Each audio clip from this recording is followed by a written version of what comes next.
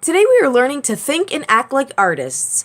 We're drawing from observation today, and our subject is flowers. I want you to remember the words drawing from observation, so we're going to practice it together. A, B, C, drawing from observation. A, B, C, drawing from observation. A, B, C, drawing from observation.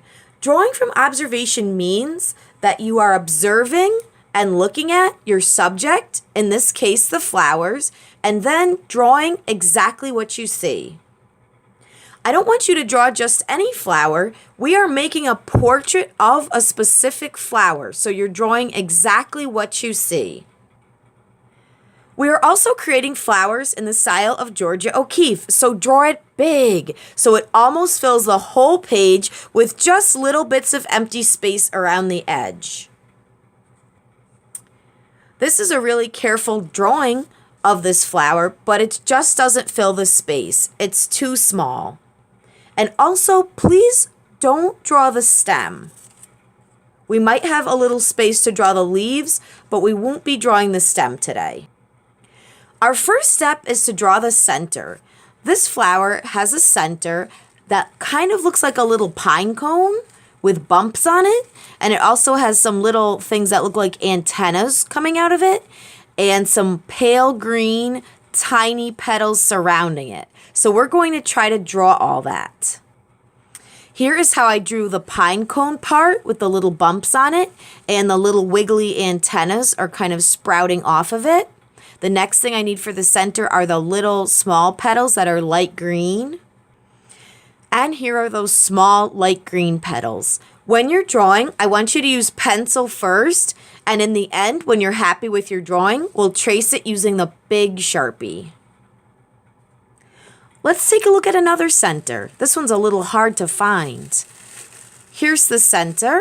It looks like the center has a dot in it, surrounded by little wigglers. So we'll try to draw that. I started with the dot, and then I did my best to draw all of those little wigglers that are surrounding the dot. That's the center. Now I want you to draw the center and then stop. Really observe what kind of center your flower has and try to draw all of those details. And then stop. Don't do the petals yet. Just the center. Now it's time to add the petals. Please avoid making the petals too perfect like this one. We're trying to make it look like a real flower that's growing in a beautiful garden with the breeze rustling through its petals. So if a petal is a little bit bent or crooked, it's actually going to make it look more realistic. We don't want them to look too perfect. Remember, we're trying to draw what you see. So if a petal is folded over, you should try to draw it that way. If it's a little bit bent, try to draw it that way.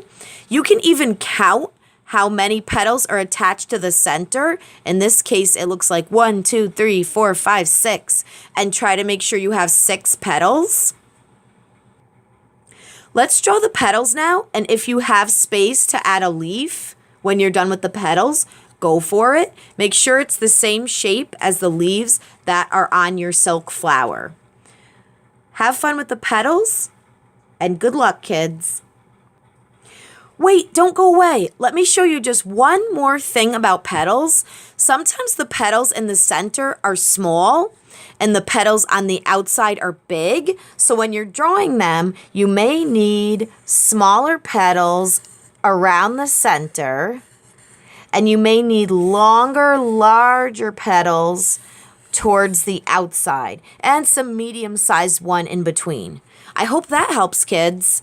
Really observe your petals, the shape of your petals, and the size of your petals. We're trying to make a portrait of this particular flower. All right, let's do petals, kids. Have fun. When you're finished, just check a few things. Make sure that you've nearly filled up the space with just a little empty space around the edge, because in the style of Georgia O'Keeffe, we want our flowers to be huge. Also, check and see if you would like to add a leaf. And when you're happy with your drawing, please trace using the big Sharpie, not the small pen Sharpie. We're using the big one to trace it. Be careful and trace all of those beautiful pencil lines. Thank you and have fun, kids.